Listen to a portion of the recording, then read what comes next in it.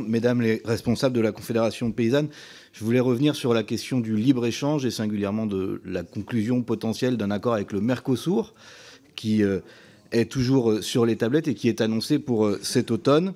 On a évoqué, par exemple, en matière de volaille, qu'un poulet sur deux était déjà importé dans notre pays.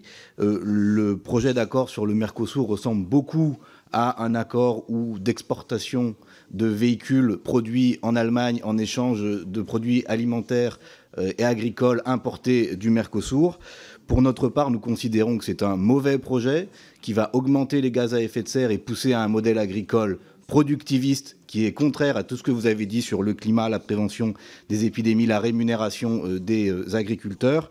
Et je voulais savoir quelle était votre position et surtout quelle était la position que vous attendiez que le gouvernement français tienne au niveau européen.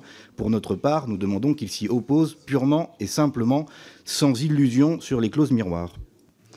Merci, monsieur le député. Il y a eu plusieurs questions sur les accords de libre-échange. Donc la position de la Confédération paysanne est claire. Du coup, on ne pourra pas avoir de la souveraineté ici et de la souveraineté ailleurs tant que l'agriculture servira de monnaie dans les accords de libre-échange. Donc nous sommes opposés aux accords de libre-échange qui menacent les agriculteurs chez nous, les agriculteurs ailleurs.